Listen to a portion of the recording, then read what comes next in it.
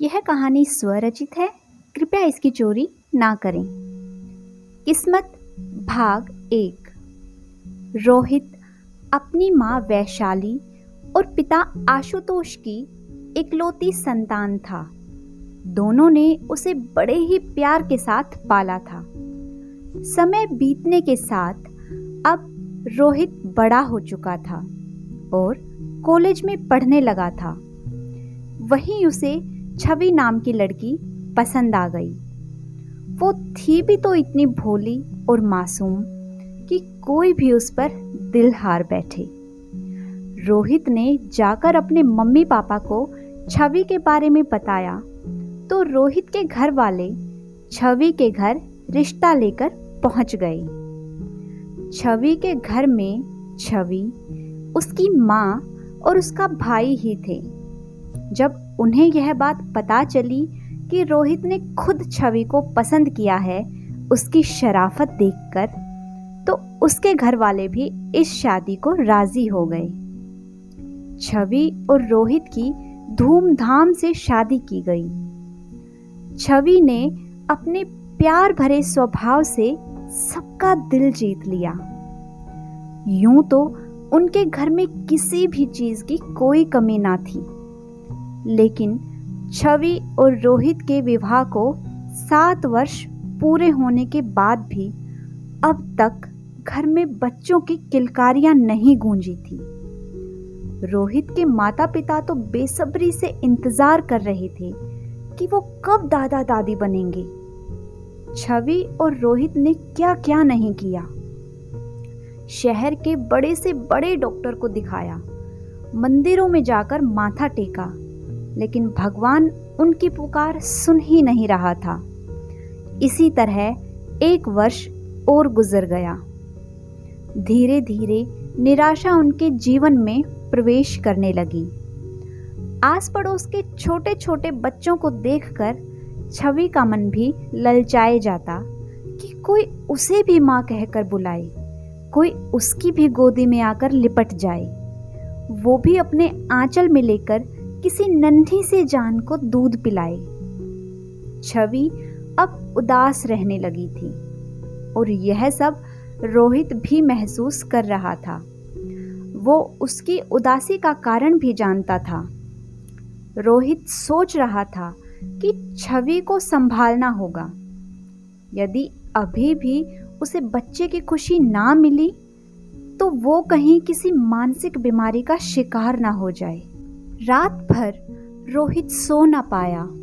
उधर यही हाल उसके माता पिता का भी था। उसकी माँ वैशाली तो छवि से इतना प्यार करती थी कि वो अपनी बहू छवि को दुखी नहीं देख पा रही थी। छवि की सास ने सोचा, क्या करूं? वो तो अपना दुख किसी तरह सहन कर लेंगे, लेकिन छवि बर्दाश्त नहीं कर पाएगी। तभी लेटे लेटे उनके मन में विचार आया, क्यों ना छवि और रोहित किसी बच्चे को गोद ले लें। छवि से पूछने से पहले वह उठकर अपने बेटे के कमरे में गई और उसे धीरे से आवाज लगाई, रोहित उठो ना बेटा। माँ को अपने कमरे में इस वक्त आवाज लगाता देखकर रोहित घबरा गया। फिर घबराई हुई आवाज में उसने पूछा, क्या हुआ माँ, सब ठीक तो है ना? तब वैशाली जी ने कहा, बेटा मुझे आप लोगों से बहुत ही खास मसले पर चर्चा करनी है। तुम्हारे पापा को तो मैंने इस बारे में बता दिया है, वो भी जाग रहे हैं। हमारे कमरे में चलो, तुमसे कुछ बहुत ज़रूरी बात करनी है। रोहित बोला, ऐसी भी क्या बात है माँ, सब ठीक है ना? हाँ बेटा, सब ठीक है। देखो छवि अभी सो रही है और मैं चाहती हूँ कि उसकी गैर हाजिरी में भी यह बात मैं तुमसे कर लूँ। हाँ बोलो ना माँ। और यह बात करते हुए वो अपने मम्मी पापा के कमरे में चला जाता है। वहाँ वैशाली जी कहती हैं, देखो बेटा, आप दोनों की शादी को 8 साल पूरे होने को आ गए हैं। लेकिन हमारे घर में अब तक नन्ही किलकारियां नहीं गूंजी हैं। हमारा क्या है बेटा, हम कुछ दिनों के और मेहमान हैं। हम तो अब सब कुछ करके हार गए हैं। हम तो फिर भी ऐसे अपना टाइम निकाल लेंगे, लेकिन मुझे छवि की चिंता रहती है। उसका चेहरा देखकर मैं भी दुखी हो जाती हूँ। फिर कुछ पल रुककर वो बोली, मुझे डर लगता है ऐसे में कहीं छवि को कोई मानसिक बीमारियां ना घेर ले। मैं चाहती हूँ कि अब तुम लोगों को कोई बच्चा गोद ले लेना चाहिए। यदि तुम्हें इस बात से कोई ऐतराज ना हो तो मैं छवि से भी बात कर सकती हूँ। तभी आशुतोष जी ने पूछा, क्या अब कोई उम्मीद बाकी नहीं है रोहित बेटा? नहीं बाऊजी, आपको क्या लगता है 8 साल का लंबा समय बीत गया, क्या अभी भी आपको उम्मीद लगती है? अब तक यदि होना होता तो हो जाता। माँ ठीक कह रही हैं। अब और ज्यादा समय तक राह देखना मुझे ठीक नहीं लगता। वैशाली जी बोली, मुझे तो इसमें कोई ऐतराज नहीं है बेटा, बल्कि अच्छा ही है। वैसे भी हमारे देश में कितने ऐसे बच्चे हैं जो बेचारे अनाथ आश्रम में रहते हैं, जिनके माँ बाप या तो उन्हें छोड़ देते हैं या बेचारे खुद ही दुनिया छोड़ जाते हैं। ऐसे बच्चों में से किसी एक को भी हमारा प्यार, हमारा साथ मिलता है तो हमारे लिए यह बहुत ही खुशी की बात है। क्या कहते हैं आप आशुतोष जी? वैसे तो मुझे भी कोई ऐतराज नहीं है। मैं तो सिर्फ यह पूछ रहा था कि क्या अब कोई उम्मीद की गुंजाइश नहीं?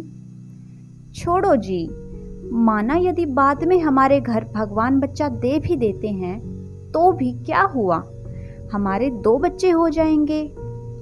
अब जब मन में आ ही गया है तो इस नेक काम में हमें देरी नहीं करनी चाहिए।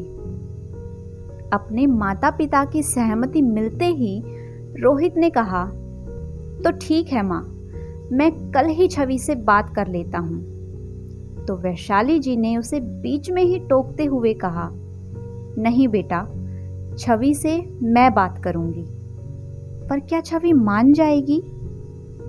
हाँ माँ, लगता तो है, बाकी सुबह पता चल जाएगा। चलो अब मैं जाता हूँ, आप लोग भी सो जाइए, रात भी काफी हो गई है।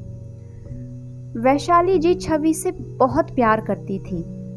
बच्चों के ना होने की बात पर कभी भी उन्होंने उसे एक भी अपशब्द नहीं कहा था। वो समझती थी इसमें हमारे दोनों बच्चों की कोई गलती नहीं है, यह सब भाग्य का खेल है। वो हर काम में छवि की मदद भी करती थी। अगले दिन रविवार था। छवि ने सुबह सबके लिए नाश्ता तैयार किया। सब खाने के लिए डाइनिंग टेबल पर बैठे ही थे। तभी रोहित ने कहा, छवि, हम लोग तुमसे कुछ बात करना चाहते हैं। हाँ बोलो ना रोहित, क्या बात है? छवि घबरा गई और उसकी आंखें रोहित की आंखों को इस तरह देखने लगी मानो वह कह रही हो, प्लीज कुछ ऐसा मत कह देना जिसे मैं सहन ना कर पाऊं। फिर अगले ही पल उसने सोचा, तीनों बात करना चाहते हैं, कहीं बच्चे को लेकर या फिर रोहित की दूसरी शादी। कुछ ही पलों में कितना कुछ सोच लिया था छवि के दिमाग ने। नहीं नहीं, यहाँ तो सभी मुझे कितना प्यार करते हैं। तभी रोहित ने कहा, छवि कहाँ खो गई? छवि चौंक गई। नहीं कुछ नहीं, आप कहिए ना क्या कह रहे थे। तभी वैशाली जी बोली, बेटा, मैं तुमसे बहुत दिनों से एक बात कहना चाहती थी। मुझे कहना था कि क्या हम अनाथ आश्रम से बच्चा गोद ले लें? छवि ने जैसे ही अपनी सास के मुंह से यह सुना तो वह खुशी के मारे आंखों में आंसू लिए अपनी सास के गले लग गई और बोली, माँ जी, मैं तो कब से इस इच्छा को अपने मन में दबाए हुए बैठी हूँ, लेकिन कभी कहा नहीं, यह सोचकर कि आपको और पापा जी को कैसा लगेगा। वैशाली जी ने कहा, छवि बेटा, यह तो बहुत ही अच्छा निर्णय है। हम दोनों तो कब के तैयार हैं। रात को हमने आपस में बात करके रोहित से भी पूछ लिया था, लेकिन इस पर आखिरी मोहर तो तुम्हें ही लगानी है बेटा। तुम यदि इसे ठीक समझती हो और यदि तुम यह कर सकती हो तो हम आगे बढ़ सकते हैं। हाँ माँ, मैं क्यों नहीं कर सकती। बेटा, यह एक कठिन तपस्या है। उसके बाद यदि तुम्हारी गोद भर भी जाए तो उस बच्चे के साथ कभी भी अन्याय नहीं होना चाहिए। हाँ माँ, मैं उसे बहुत प्यार दूंगी, उसी तरह जैसे मानो मैंने ही उसे जन्म दिया हो। बस बेटा, हम सब तुम्हारे मुंह से यही सुनना चाहते थे। छवि की प्यासी आंखों में आंसू छलक आए। उसे देखकर सभी भावुक हो गए। छवि ने अपने आंसू पोंछते हुए सभी को चाय देने के लिए केतली हाथ में उठाई। उस समय छवि के हाथ कांप रहे थे। उसके हाथ से केतली लेते हुए वैशाली जी ने कहा, लाओ बेटा, मैं दे देती हूँ। चाय की चुस्कियां लेते हुए अब उनके बीच यह सलाह मशवरा चल रहा था कि लड़का गोद ले या लड़की। छवि ने कहा, मुझे तो कुछ भी चलेगा, बेटा हो या बेटी, बस मेरी गोद सूनी ना रहे। रोहित ने कहा, मैं बेटा बेटी में कोई फर्क नहीं समझता, फिर भी मेरी इच्छा है कि हम बेटा लेकर आएं। टेबल से सामान उठाते हुए वैशाली जी ने पूछा, क्यों, बेटा ही क्यों चाहिए। चाय की आखिरी चुस्की लेते हुए रोहित ने कहा, माँ, मैं इसलिए कह रहा हूँ क्योंकि बेटी की शादी कैसे परिवार में होती है, कैसा जीवन साथी मिलता है, ये बहुत ही चिंता का विषय है। आज भी दहेज के लिए लोग जाने क्या क्या डिमांड करते रहते हैं। मॉडर्न हो गए हैं पर दहेज प्रथा का साथ ना छोड़ पाए। यदि ऐसा कुछ घट जाता है तो फिर उस बच्चे का जीवन दुखों के बीच घिर जाता है। वो बच्ची फिर कभी पहले जैसे खुश नहीं रह पाती।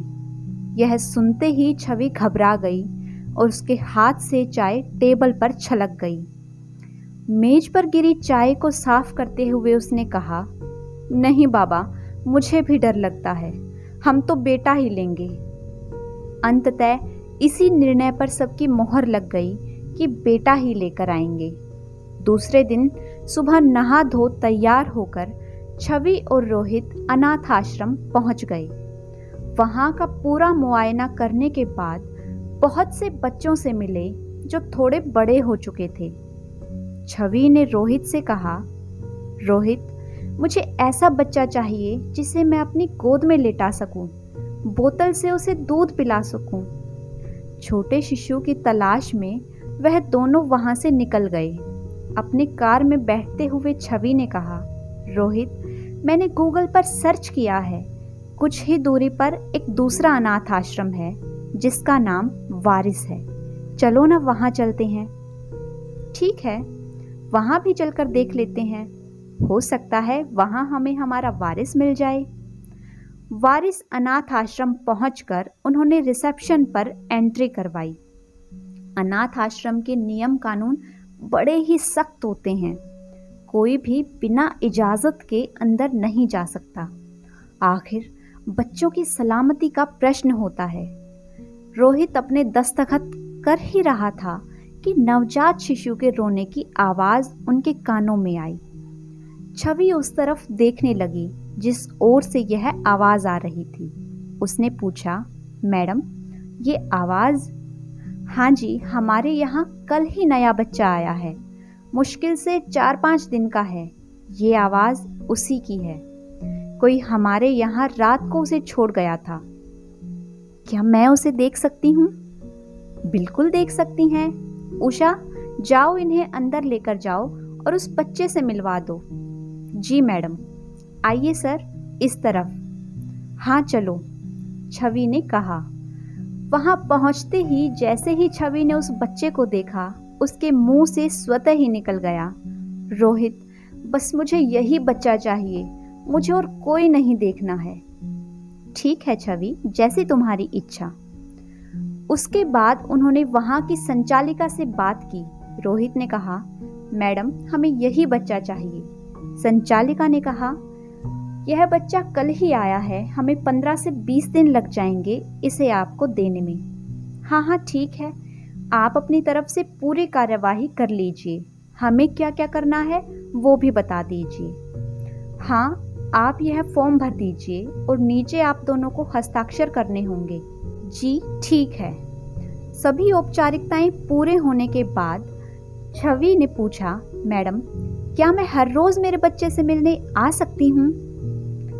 देखिए छवि जी, हमें उससे कोई ऐतराज नहीं है, बस हम 15 दिन इसलिए कह रहे हैं ताकि कहीं कोई अपना बच्चा कहकर इसे लेने ना आ जाए, वरना आपको ही ज्यादा तकलीफ होगी।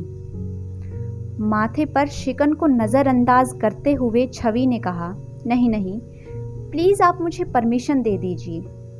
ठीक है, आपकी इतनी ज्यादा इच्छा है तो आप आ सकते हैं। मैं तो सिर्फ इसलिए कह रही थी कि कहीं आपको बाद में दुख ना हो। कुछ नहीं होगा, यदि लेना होता तो कोई उसे इस तरह छोड़ता ही क्यों। खैर 20 दिन निकल गए और बच्चा छवि और रोहित को सौंप दिया गया। छवि ने प्यार के साथ उस बच्चे को उठाकर अपनी बाहों में समेट लिया। इस समय उसे ऐसी अनुभूति हो रही थी मानो उसकी झोली में भगवान ने दुनिया भर की सारी खुशियां बटोर कर डाल दी हूं। प्यार उमड़ उमड़ कर आ रहा था। उसे ऐसा लग रहा था कि उस बच्चे को अपने आंचल में छुपाकर दूध पिला दे। परंतु चाहे कोई कितना भी प्यार कर ले, भगवान ने यह वरदान सिर्फ जन्म देने वाली माँ को ही दिया है। छवि ऐसा कर तो नहीं सकती थी, लेकिन फिर भी वो बहुत खुश थी। बच्चे के माथे को चूमते हुए उसने कहा, देखो ना रोहित, ये कितना प्यारा है, इसे गोदी से नीचे उतारने का मन ही नहीं कर रहा। हाँ हाँ रखो छवि अपनी गोदी में, तुम्हारा ही है। अच्छा क्या नाम रखना है इसका? घर चलकर माँ और पापा जी के साथ इसका नाम सोचेंगे, आखिर उन्हीं की वजह से तो मेरा बच्चा मुझे मिला है। ठीक है, जैसा तुम कहो। दोनों घर पहुंच जाते हैं अपने बच्चे के साथ। वैशाली जी ने आरती की थाली लेकर उस बच्चे और छवि का स्वागत किया। आरती उतारकर वह उन्हें अंदर लेकर आए।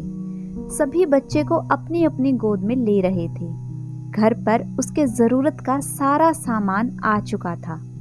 छवि को वैशाली जी ने हिदायत देते हुए कहा, अब हमें इस बच्चे का बहुत ख्याल रखना है, उसे कभी किसी भी चीज की कमी नहीं होने देना।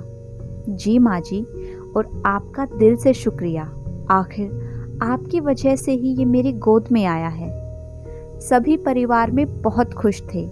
घर में उसके आने की खुशी में बड़ा सा आयोजन भी रखा गया, जिसमें सभी रिश्तेदारों और दोस्तों को बुलाया गया। आज उसका नामकरण संस्कार था। सबने मिलकर उसका नाम रखा अवि। धीरे धीरे समय की रफ्तार के साथ साथ अवि भी अब 1 वर्ष का होने वाला था। तभी एक दिन छवि की तबीयत ज्यादा खराब हो गई। रोहित उसे डॉक्टर को दिखाने लेकर गया। डॉक्टर ने छवि को देखने के बाद कहा, बहुत ही आश्चर्य की बात है। वो मन ही मन स्वयं ही बुदबुदा रहे थे। शायद उन्हें खुद पर विश्वास नहीं हो पा रहा था। उन्होंने बाजू के कैबिन से अपनी पत्नी, जो कि एक स्त्री रोग विशेषज्ञ थी, उन्हें बुलाया और धीरे धीरे उनसे कुछ कहने लगे। डॉक्टर ने तुरंत ही छवि को चेक किया। दरअसल वो रोहित की फैमिली डॉक्टर थी। चेक करने के बाद डॉक्टर ने राहत भरी सांस लेते हुए छवि से कहा, बाहर आ जाइए। उसके बाद फिर डॉक्टर ने रोहित और छवि को कहा, आप दोनों के लिए बहुत ही बड़ी खुशखबरी है। क्या हुआ डॉक्टर? रोहित और छवि ने जो सपने में भी सोचना बंद कर दिया था, ऐसी खबर डॉक्टर ने उन्हें सुनाते हुए कहा, आप दोनों अपना दिल थाम कर सुनिए, छवि माँ बनने वाली है। यह चमत्कार कैसे हो गया, भगवान ही जाने। पिछले 8 साल में अब तो कोई उम्मीद ही नहीं बची थी। उस समय छवि और रोहित इस खबर को सुनकर खुश होने से ज्यादा आश्चर्यचकित हो रहे थे। उन्हें समझ ही नहीं आ रहा था कि कैसे रिएक्ट करें। तभी डॉक्टर ने उनके हाथों में मिठाई का डिब्बा देख लिया और मुस्कुराते हुए कहा, छवि, क्या बात है, मिठाई? क्या पहले से ही तुम ये जानती थी? नहीं डॉक्टर, यह मिठाई तो मेरे बेटे के घर आने की खुशी में है। क्या? बेटे की? कौन सा बेटा? अपने मोबाइल में से अवी की तस्वीर दिखाते हुए उसने कहा, ये देखिए डॉक्टर, हमने इसे अनाथ आश्रम से गोद लिया है और देखिए ना, इसे आए हुए अभी 1 साल भी पूरा नहीं हुआ है और इसके ऐसे शुभ कदम हमारे घर पड़े कि मैं माँ बनने वाली हूँ। ये तो बड़ी खुशी की बात है छवि, तुम दोनों ने बहुत ही नेक काम किया है। शायद इसीलिए भगवान ने तुम्हारी झोली में एक और संतान दे दी। उसके बाद डॉक्टर ने कुछ दवाइयाँ और बहुत सारी हिदायतें देकर उन्हें कहा, ऑल द बेस्ट छवि, अपना ख्याल रखना। डॉक्टर, सब ठीक तो है ना? रोहित ने प्रश्न किया। फिलहाल तो सब ठीक ही लग रहा है, पर हर महीने चेकअप के लिए आते रहना होगा। ठीक है डॉक्टर, थैंक यू। कहते हुए रोहित ने छवि के हाथ से मिठाई का डिब्बा लेकर डॉक्टर को दे दिया और कहा, यह हमारे बड़े बेटे के घर आने की खुशी में है डॉक्टर। बाहर निकलते समय छवि और रोहित बहुत खुश थे। उन्होंने एक दूसरे को देखा पर बोल कुछ भी ना पाए। क्या छवि और रोहित की जिंदगी में उनका खुद का बच्चा आ जाने से उनका अवी के लिए प्यार बदल जाएगा? क्या होने वाला है कहानी में आगे जानेंगे अगले भाग में। तब तक अगर आपको आज की मेरी ये कहानी पसंद आई है तो वीडियो को लाइक कीजिए, शेयर कीजिए। साथ ही अगर आपने अभी तक मेरे चैनल को सब्सक्राइब नहीं किया है तो जल्दी से चैनल को सब्सक्राइब कर लें। Thanks for watching.